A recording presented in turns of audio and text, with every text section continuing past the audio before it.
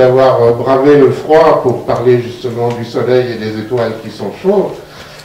Je me présente d'abord, je m'appelle Jean-Pierre Martin, je suis physicien nucléaire de formation, maintenant à la retraite, comme le prouvent mes cheveux blancs, mais j'ai toujours été passionné d'astronomie, et depuis que je suis à la retraite, eh bien, je me mets de plus en plus dans cette voie-là.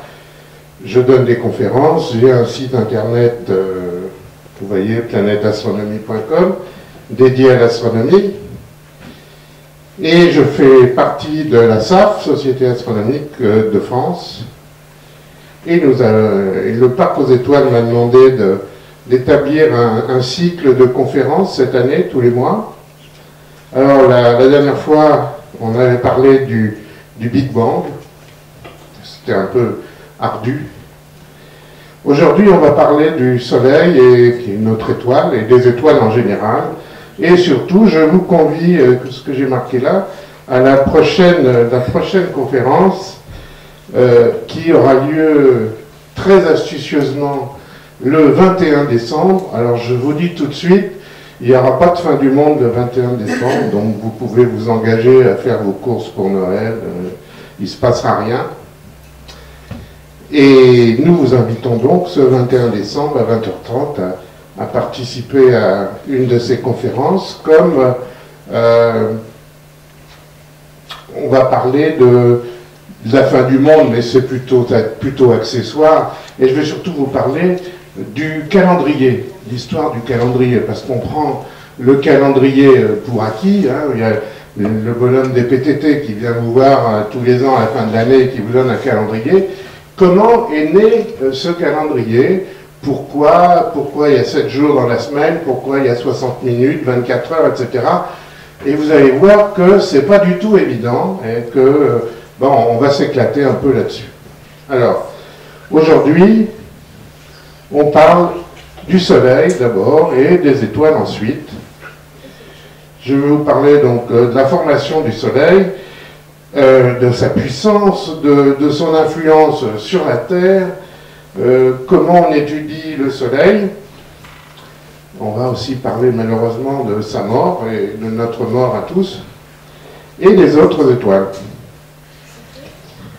Alors si vous avez des questions, n'hésitez pas, s'il y a quelque chose qui n'est pas clair, n'hésitez pas, vous m'interrompez, c'est pas un problème. Moi, je commence toujours mes conférences en précisant, en prenant la carte Michelin un peu, en essayant de vous expliquer où on est. Eh bien, on est là, on est dans une galaxie. Vous savez comment elle s'appelle, notre galaxie, les enfants? La Voie lactée. Hein, elle s'appelle la Voie lactée. Et voilà notre galaxie. Et on est un peu à l'extérieur de la galaxie, vous voyez, où il y a la flèche jaune. Il y a une petite étoile tout à fait banale, tout à fait standard, qui tourne, et cette étoile, c'est notre Soleil. Alors, on va voir comment ça avance.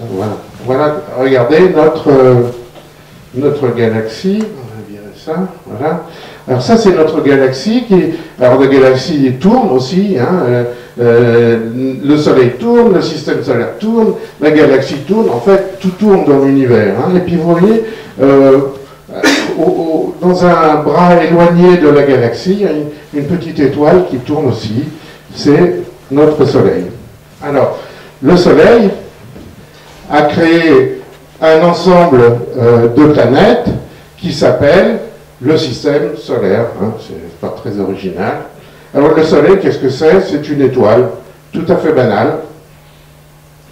C'est une boule de gaz chaud. Il y a peut-être des mots que vous ne comprendrez pas, mais c'est pas très grave, hein, pour le moment. En fait, c'est un plasma. C'est une boule de gaz qui est conductrice de l'électricité. C'est très très gros. Hein, vous voyez la taille du Soleil. Bon, ça marche pas, mon truc. Bon. Vous voyez la taille du Soleil, là, par rapport aux petites planètes. Ça n'a pas flashé, hein, cher ami. Si tu ne lèves pas le flash, ça ne marchera pas. Hein. Son diamètre est plus de 100 fois celui de la Terre. Hein, vous voyez, La Terre, à quoi ça est représenté là? Vous voyez ce tout petit point? C'est la Terre par rapport à la taille du Soleil. Alors évidemment, le Soleil, ça représente toute la masse de notre système solaire, c'est le Soleil. La plus grosse planète du système solaire, c'est Jupiter, et Jupiter ne représente que 1/1000 de la masse du Soleil. Et vous voyez que nous, on n'est pas grand-chose. Alors comment ça s'est formé, le système solaire? Eh bien, on est né de la contraction d'un nuage de gaz et de matière qui tournait, et en tournant, ces particules se sont agglomérées entre elles par action de la gravité. Vous savez ce que c'est la gravité, hein? La gravité, c'est le fait que si je laisse tomber ça, ça tombe par terre, hein? On est attiré vers le sol, et plus ces petits grains de matière ont augmenté de taille, eh bien, plus la masse a augmenté, plus ça en a attiré d'autres, etc., etc. Et au centre de cette grosse boule, eh bien, la matière s'est accumulée de façon énorme, jusqu'à ce qu'à un moment donné, la pression due à cette masse énorme augmente la température, et en augmentant la température, on va déclencher des réactions nucléaires. Alors, notre étoile, en fait, le Soleil, c'est une énorme machine qui va transformer l'hydrogène. L'hydrogène, c'est le corps le plus simple de l'univers. Hein, nous, les êtres humains, tout ce qu'il y a sur la Terre, on est un accident, si on veut, par rapport à l'univers. L'univers, c'est 75% d'hydrogène, 25% d'hélium, le reste, ça n'existe pas, pour ainsi dire. Donc, on n'existe, pour ainsi dire, pas. On est un accident. On est, vous voyez, la partie epsilon de la composition de l'univers. Alors, le Soleil est né il y a 4,5 milliards d'années. On peut estimer que c'est beaucoup. En fait, il faut savoir que l'univers connu est vieux de 13,7 milliards d'années. Donc, vous voyez, l'univers, il a déjà vécu pendant 7 ou 8 milliards d'années avant de donner naissance au Soleil. Et le Soleil est au milieu de sa vie, c'est-à-dire qu'il va vivre encore 4 ou 5 milliards d'années. Alors, pourquoi le Soleil brille-t-il? Et pourquoi les étoiles brillent-elles? C'est le même principe. Je vous disais que, justement, cette action de la gravité qui a tendance à pousser toute la matière au centre de cette boule de gaz et de matière, une fois que la pression sera énorme, la température va augmenter, hein, parce que quand la pression augmente, la température augmente, et à un moment donné, des réactions nucléaires vont se déclencher, c'est-à-dire qu'on va créer aussi une force qui va aller à l'opposé de cette gravité.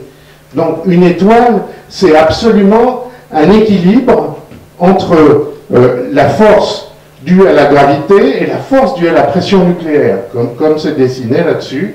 Et quand il y a justement cette étoile, c'est ce combat permanent entre ces deux forces. Et tant qu'il y a équilibre entre ces forces, eh bien l'étoile est dans sa période adulte, disons. Et on va voir que la fin d'une étoile, eh c'est quand une de ces forces va prendre l'ascendant sur l'autre. Bon, et comment peut-on expliquer cette longévité exceptionnelle du Soleil de plusieurs milliards d'années, de près de 10 milliards d'années? Eh bien, en fait, ça vient de la physique nucléaire. C'est la fusion, ce qu'on appelle la fusion nucléaire. Le Soleil, alors fusion, ça veut dire quoi? Fusion, ça veut dire qu'on va prendre deux corps et qu'on va les mettre ensemble. C'est une fusion. Fission, c'est qu'on va prendre un corps, on va le casser et on va donner naissance à deux corps. Hein. Fusion, fission. Fission, c'est ce qui se passe dans les réacteurs nucléaires pour faire de l'électricité.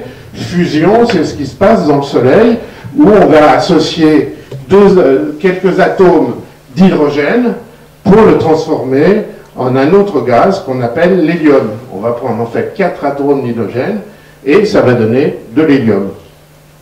Et ça, c'est un procédé qu'on appelle de fusion. C'est ce qu'on essaye de faire. Vous avez peut-être entendu parler de l'expérience ITER à Cadarache, dans le sud de la France, où on va essayer, ça va prendre beaucoup de temps, on va essayer de faire des réactions similaires à celles qui se passent dans le Soleil.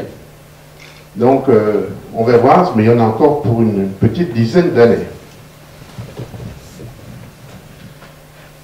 Alors, je répète, le Soleil, c'est un réacteur nucléaire géant, vous le voyez ici. Alors, la matière est formée de quoi? On le sait, ça, maintenant. Il faut quand même essayer de comprendre.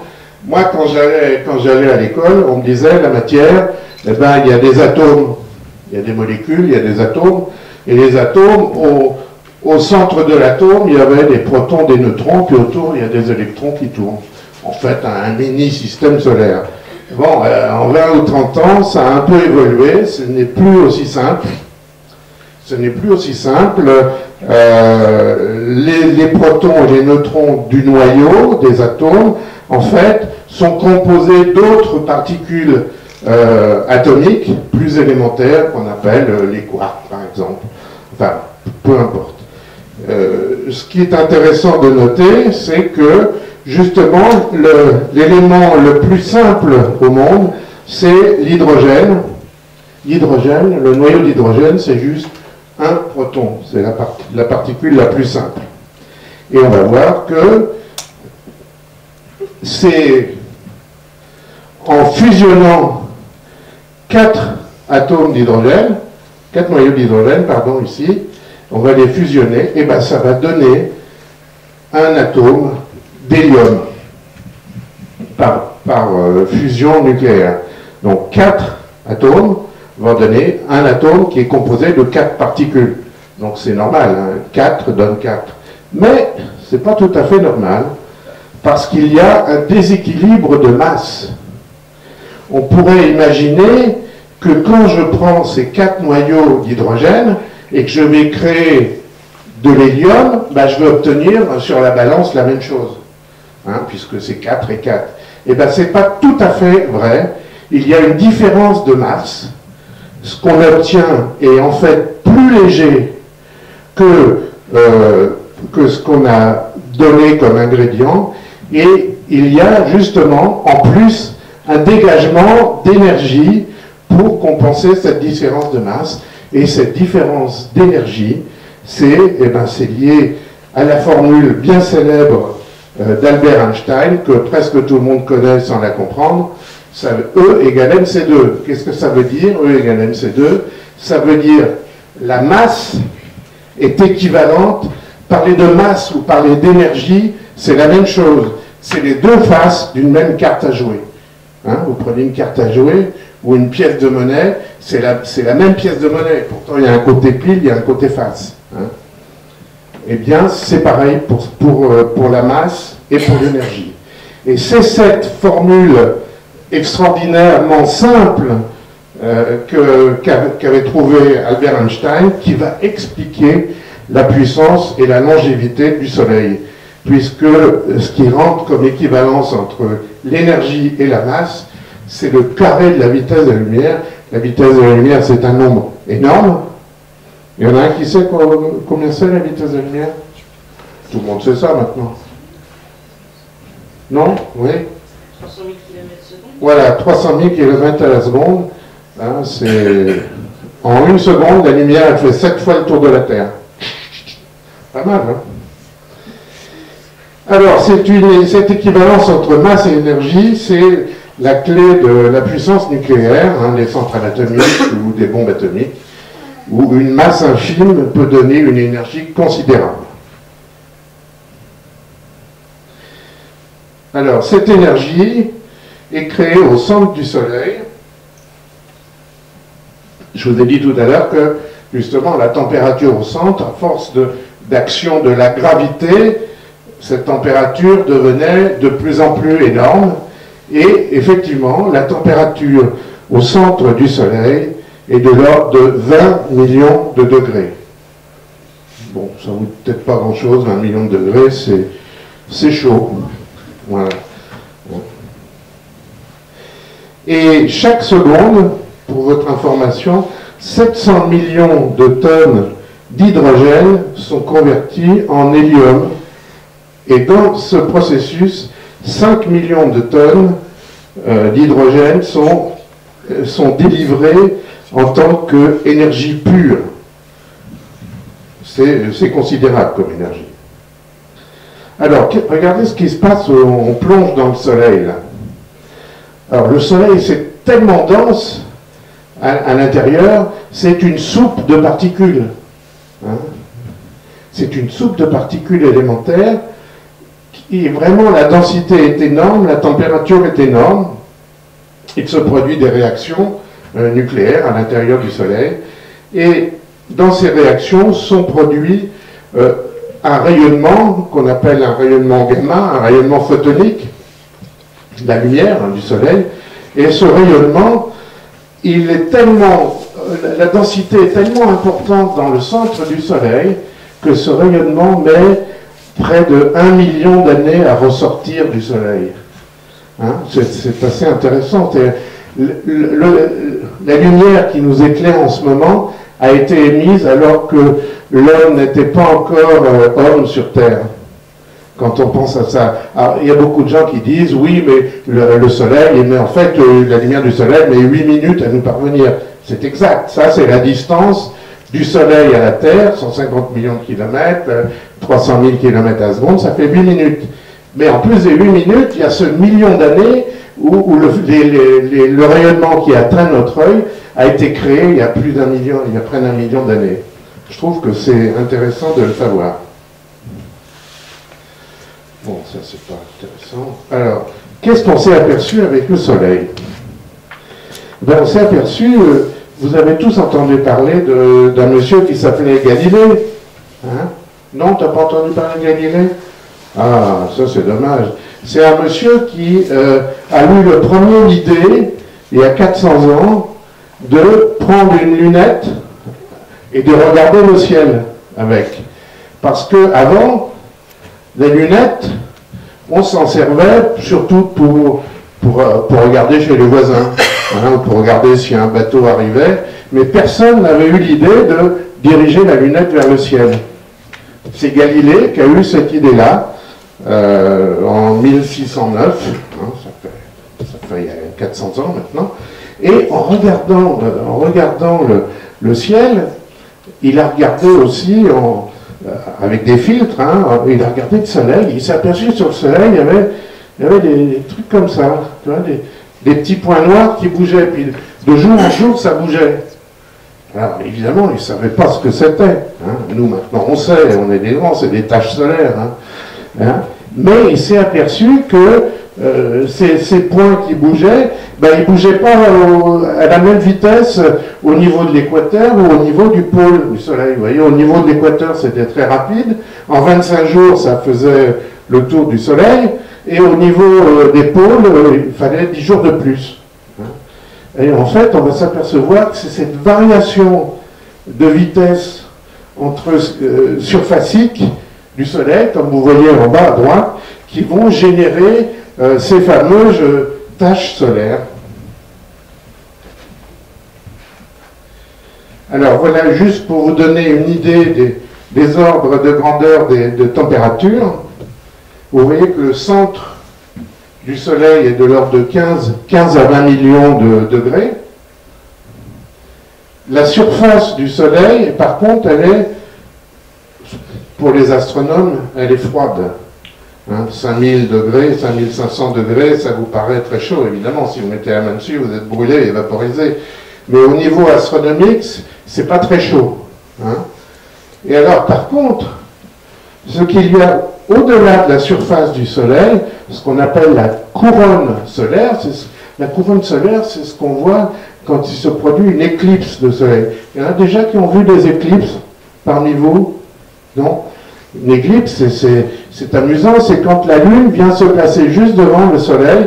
Il se trouve que la Lune et le Soleil ont la même taille dans le ciel. Évidemment, elles n'ont pas la même grosseur, elles ne sont pas à la même distance, mais elles ont à peu près la même taille dans le ciel, et de temps en temps, il y a la Lune qui vient masquer le Soleil, et on voit ce qu'il y a autour du Soleil, ce qu'on appelle la couronne. Et cette couronne, en fait, elle est très très chaude. Elle est plus de 2 millions de degrés. Alors, on ne comprend pas pourquoi une surface froide peut donner une couronne très chaude. C'est encore un des grands mystères du Soleil qui n'est pas encore bien résolu. Alors, ça va jusqu'à présent? Vous suivez? C'est pas trop compliqué? Ça va? Ah oui, la vie est dure. Alors, il y a des phénomènes à la surface du Soleil qu'il ne faut pas confondre, et j'ai essayé de les résumer là. Alors, vous voyez que de temps en temps, au niveau du Soleil, la surface du Soleil, se produit des éruptions solaires ou des protubérances. C'est quand la matière solaire s'échappe du Soleil et part dans le système solaire. Ensuite, il y a ce qu'on appelle les taches solaires. Je signale pour ceux que ça intéresse, ils pourront télécharger cette présentation si ça les intéresse sur mon site internet. J'expliquerai après. Donc les taches solaires, vous voyez en bas, c'est les points jaunes. En fait, ce sont les points noirs, pardon. Ce sont des zones plus froides à la surface du Soleil, un petit peu plus froides. En gros, 1000 degrés, 800 à 1000 degrés plus froides.